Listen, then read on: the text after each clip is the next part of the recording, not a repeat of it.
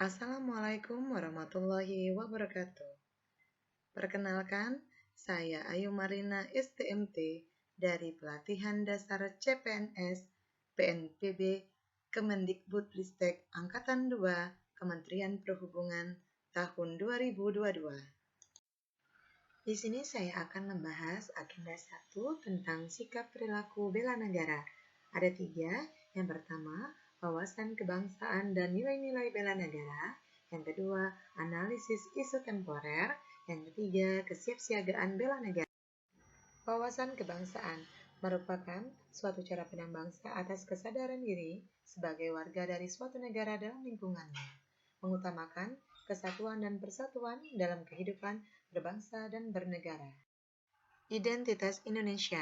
Yang pertama, bendera merah putih. Yang kedua, bahasa Indonesia. Yang ketiga, lambang negara yaitu Garuda Pancasila. Yang keempat, lagu kebangsaan Indonesia Raya.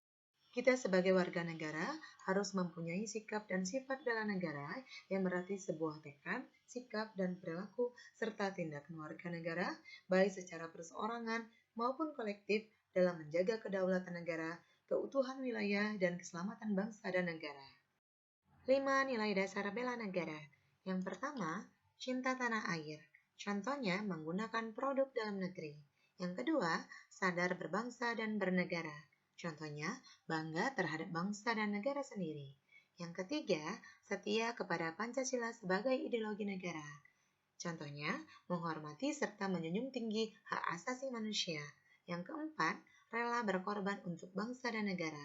Contohnya, berpartisipasi aktif dan peduli dalam pembangunan masyarakat, bangsa dan negara. Yang kelima, mempunyai kemampuan awal bela negara. Contohnya, memiliki pengetahuan tentang kearifan lokal dalam menyikapi setiap ancaman. Ada beberapa isu-isu strategis kontemporer.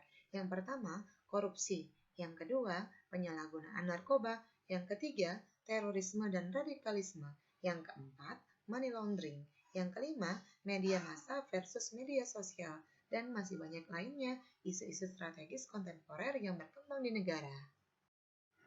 Dalam menganalisis isu temporer, kita sebagai seorang PNS harus dapat menghadapi isu temporer dengan menyadari pentingnya modal insani dengan menunjukkan kemampuan berpikir kritis dalam menghadapi perubahan lingkungan strategis dalam menjalankan tugas jabatan sebagai PNS profesional pelayan masyarakat.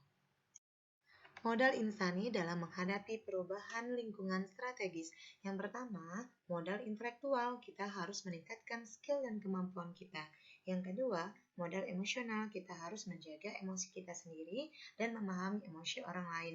Yang ketiga, modal sosial, kita harus bisa bersosialisasi dan bekerja sama. Yang keempat, modal ketabahan, kita harus tabah dalam menghadapi perubahan. Yang kelima, modal etika dalam bersikap. Yang keenam, modal kesehatan, baik fisik maupun jasmani. Teknik analisis isu.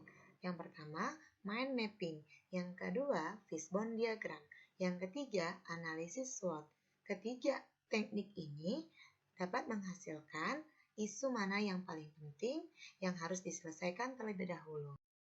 Kesiapsiagaan bela negara harus dimiliki seseorang baik secara fisik, mental, maupun sosial dalam menghadapi situasi kerja yang beragam yang dilakukan berdasarkan kebulatan sikap dan tekad secara ikhlas dan sadar disertai kerelaan berkorban sepenuh jiwa raga yang dilandasi oleh kecintaannya terhadap NKRI. Kemampuan awal bela negara.